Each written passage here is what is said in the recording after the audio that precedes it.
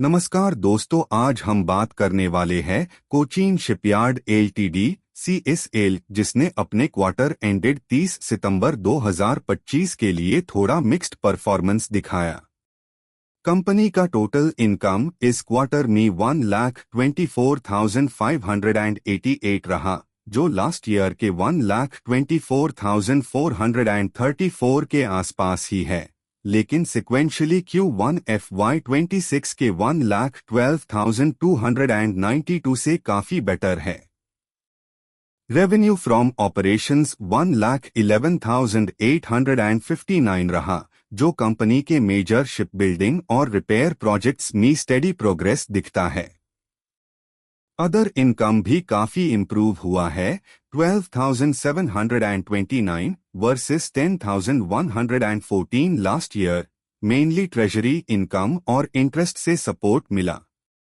Expenses side में total expenses बढ़कर 1,09,597 तक पहुंच गए वर्सेस 98,091 लास्ट ईयर, जिसमें सबसे बड़ा हिस्सा कॉस्ट ऑफ मटेरियल्स कंज्यूम्ड का है, 55,476, जो रॉ मटेरियल और शिप कंस्ट्रक्शन एक्टिविटी के बढ़ने का साइन है।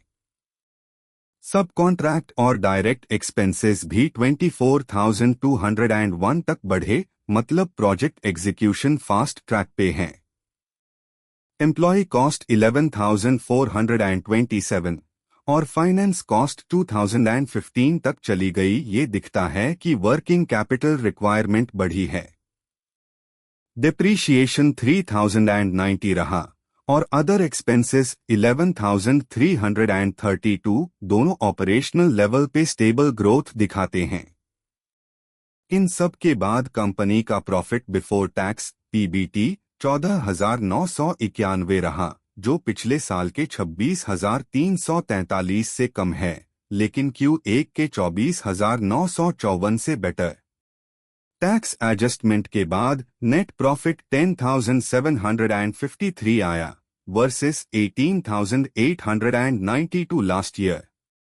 प्रॉफिट में गिरावट मेनली हायर मटेरियल कॉस्ट और प्रोजेक्ट टाइमिंग के वजह से आई है, लेकिन ऑपरेशंस हेल्थी पेस में चल रहे हैं। Other comprehensive income OCI negative में गया 2,313 के साथ, मेनली फॉरेक्स और हेज लॉसेस के कारण। इसके बाद टोटल कॉम्प्रिहेंसिव इनकम 8,440 रहा, जो लास्ट ईयर के 14,939 से कम है।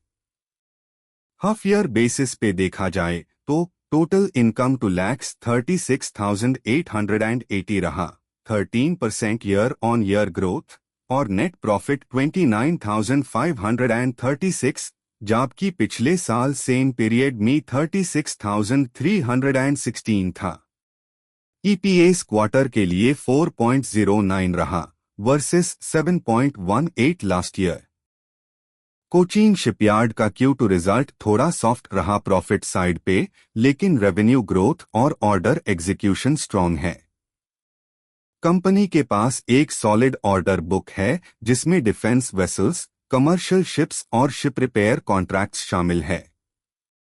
थोड़ा मार्जिन प्रेशर शॉर्ट टर्म में रह सकता है ड्यू टू रॉ मटेरियल और फॉरेक्स इम्पैक्ट, लेकिन मीडियम टर्म में आउटलुक पॉजिटिव है। गवर्नमेंट के नवल प्रोजेक्ट्स और ग्रीन एनर्जी वेसल्स के कॉन्ट्रैक्ट्स से कंपनी के लिए long term growth story strong बनी रहेगी। शॉर्ट टर्म में मार्केट का रिएक्शन वॉलेटाइल हो सकता है, लेकिन कंपनी की ग्रोथ डायरेक्शन सही ट्रैक पर दिख रही है। आपको ये एनालिसिस कैसा लगा? अगर पसंद आया हो तो लाइक, शेयर और सब्सक्राइब करना मत भूलना। मिलते हैं अगले अपडेट में, तब तक के लिए हैप्पी इन्वेस्टिंग।